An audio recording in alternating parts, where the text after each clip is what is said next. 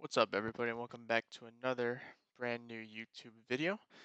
This is the Mr. Investor channel where I talk about crypto, news in the crypto space, a little bit of stock stuff, anything I find interesting in the space. Just keep in mind that this is not financial advice. Heading over to CoinGecko, check the top 10, see what's going on. We had a bit of a price drop last week. Bitcoin under that 60K level, hovering around 50,000. We've been bounced around the 48K, 49K level, as well as Ethereum. I believe Ethereum touched $2,600 as the new all-time high. Had a little bit of a sell-off here at 22.45. XRP got hammered pretty hard. Doge had a little Doge to $1 on 420. Didn't happen. And since then, we've seen a sell-off. So all those who bought the top, that's sorry to hear that. Polkadot under $30. Chainlink did touch $40 for a short time there, and VeChain was also up in the mid 20s, so we've seen a little bit of a sell-off here. The global market cap is under 2 trillion now, and Bitcoin dominance is under 50%. Usually when Bitcoin dominance is under 50%, we do see an alt season, so we will see what happens with that. Heading over to DeFi Pulse, $53 billion is locked. Last couple days here, we've had a bit of a drop off. 62 billion at about a week and a half ago. Now we're at 54 billion, 53 billion. So people have been pulling money out. We'll see what happens. Again, I'm not too worried. Things usually pull back before we go up. Heading over to VeChain stats. Today we're at 72,000 clauses. The past few days have been decent. Nice 165, 104 there. So we've breached the 100K clauses mark a couple times, which is nice to see. Heading over down to the X node auctions. 18,500. Earlier this week, this was at like 8,000. So people were trying to get out of their X nodes. And now we're seeing that the ask is creeping up a little bit. And the other thing I check on here is the X node events. And you can see that they're being destroyed left and right. I believe in my last video, we were at, I think, 3,300, 3,350 X nodes left. Now look at that, 3,193. So people are getting out of their X nodes frequently these days. Some Chainlink news. This is an article from Yahoo Finance. Chainlink network effect on the horizon as integrations increase. Last week was full of good news for Chainlink supporters. Chainlink has attained 500 integrations and 500,000 non-zero balance wallets and a new white paper. As a result, if the project development continues this rapidly, it achieves a network effect. Moreover, this could lead to an exponential increase in its utility. If you've taken a peek at the white paper here, in the white paper it says that the Oracle use case is going to grow exponentially within the next, I don't know, coming months, coming years as the space continues to develop. So within this network effect keeps growing and achieving with the more integrations, I can only assume that there will be a hefty price increase. I still think that $100 Chainlink is not out of the question, but again, we'll see what happens. With the addition of decentralized finance monetary system Gauge Cash, Chainlink has surpassed 500 integrations. Companies that have integrated with this blockchain project belong to a variety of industries. According to the community, these include 84 blockchains, 213 DeFi projects, 64 node operators, 43 data providers, 33 infrastructure providers, 24 gaming projects, and 22 NFT projects. Some expect that such a dynamic growth may lead to a so-called network effect described by Metcalfe's law. Essentially, Metcalfe's law says that as the number of its users grow linearly, a network's value grows geometrically as a result. If the adoption of Chainlink continues to develop rapidly, the utility of the entire project could grow very quickly. And for those who doubt the DeFi space, I would think again, Mark Cuban has said that DeFi is here to stay, and I think that traditional finance is going to have to adapt to what DeFi is doing. The second milestone that Chainlink recently reached is the number of active addresses with a non-zero balance. The project community recently reported that the network has 500,000 active wallets. Data provided by Glassnode also confirms this, along with on-chain analysis from Etherscan. Interestingly, this curve is a good approximation of the development of Link's price, which also resembles an exponential curve. I mean, the way I see it, the more integrations, the more people are buying it, the price is going to go up. And I think that it is still severely undervalued. But one of these integrations was SushiSwap. And SushiSwap is a huge swapping platform that rivals Uniswap. And there's a lot of money that goes into SushiSwap. Let's just see, take a quick look at Sushi.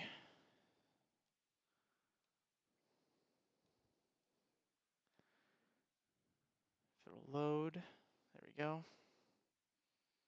Look at that, $372 million in 24-hour trading volume. So SushiSwap is not, it's not a small player. That's a decent amount of trading volume. For some VeChain news, there's an upcoming AMA or an Ask Me Anything on the subreddit cryptocurrency on the Reddit website. It's going to be with Sunny Liu and their chief scientist, Peter Zhao. And I'm hoping that I hope there will be good questions being asked in this AMA, and I hope that Sunny Liu and Peter Zhao do a good job answering these questions, because there are some things that we just don't have answers to yet, such as the big client that they're talking about that's a million transactions. We do want more clarity on POA 2.0. I'm assuming that's going to be announced, that it will be going live during this, but we'll see what happens. And also, we still don't have much information on that Belt and Road Blockchain Alliance initiative or the X nodes. So we'll see what happens, but I hope that these questions get asked. I hope these questions get answered. Another interesting thing was that the VeChain Foundation, they posted this article to their Medium saying China makes a significant shift in its tone of cryptocurrency. And I will leave this in the description below, but um, usually, like this is very unusual for VeChain to be posting something like this. Um, most, actually, all of their Medium articles relate to VeChain itself and an integration, a partnership, an announcement of some kind. This is just giving some like background on what these important individuals from China have been saying about digital assets. So I can only assume that this is A, important to VeChain, and B, that it's foreshadowing something.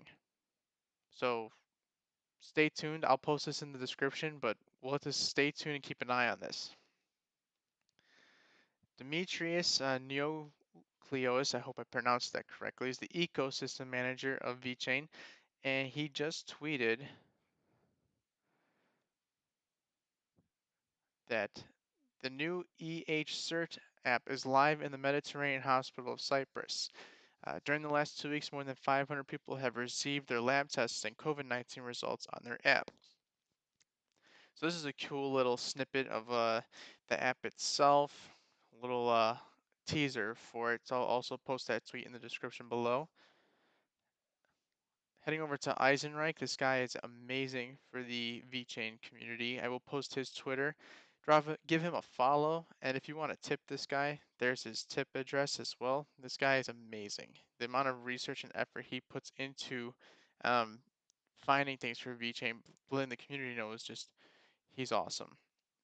When he tweeted, VeChain was featured on KuCoin's 60s crypto gem. And it said that VeChain is attractive to businesses looking to reduce supply chain friction and provide a more transparent impression to clients. KuCoin is a very large exchange, so the exposure for VeChain there is great. So that's good news there. And then there's just a couple articles I want to touch on here that I think is kind of interesting. That there is this coin here, Syntropy, rallied 65% after announcing a Starlink integration. The price lifted off the internet after the internet-focused protocol announced that it was exploring an integration with Elon Musk's Starlink project. Now, I know a little bit about Starlink, but obviously, um, crypto getting involved with Elon Musk and a project there is pretty big news, considering this is the first first announcement with Starlink and a crypto project that I've seen so far. I could be wrong, but I'm gonna keep an eye on this one. I'm also gonna be keeping an eye on Starlink as well. So anything Elon has his hands in, I'm going to be keeping a special eye on what they're doing. And this is just a tweet saying that next week we'll be testing a DARP node on SpaceX Starlink. Our network can use nearly any device or infrastructure to find faster pathways for your internet traffic using the NOIA token. We will share early results after initial testing. Cheers, Elon Musk. So after seeing that, I'm going to go to Twitter. I'm going to find that Twitter handle, SyntropedeNet, and I'm going to put notifications on for them, follow them, and see what happens with that testing, just to keep an eye on all that. And then the other thing, Gemini users can now buy Bitcoin with Apple Pay and Google Pay. Major American cryptocurrency exchange Gemini now lets its users purchase cryptocurrencies like Bitcoin with Apple Pay and Google Pay. According to a Thursday announcement, Gemini users can now connect their debit cards to Apple Pay or Google Pay for buying crypto with fiat on the platform. The firm noted that user funds will be able to withdraw 1 hour after a purchase was made. The new feature is available for over 30 cryptocurrencies supported on Gemini, including major coins like Bitcoin, Ether, Litecoin, Bitcoin Cash, as well as other Ethereum-based tokens such as Aave and MakerDAO. All tokens except for DAI are available for purchase with Apple Pay and Google Pay. This is big, obviously. The more exposure that these exchanges get with everyday payment options like Apple Pay and Google Pay, I mean, it's just opening the doors for mass adoption. So we'll see what happens with that. I can only assume that things are going to keep going that way toward mass adoption as things are companies and governments and other entities are getting more involved with crypto. They're just trying to make it easier for the average everyday user to get involved. So I think that's pretty cool. I'm not sure where the crypto markets head next. Um, I'm okay with a slight dip, but some of the coins got rocked pretty hard, 30, 40%. So as long as Ethereum keeps maintaining its value and eventually goes back up to the all-time high, which I think it will, considering that they have that upgrade in July.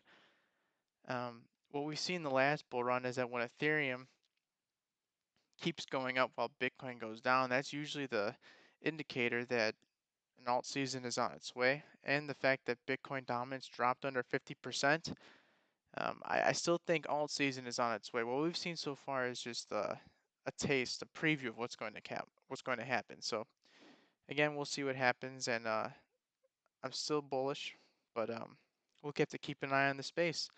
If you like this video, drop a comment in the description below and subscribe.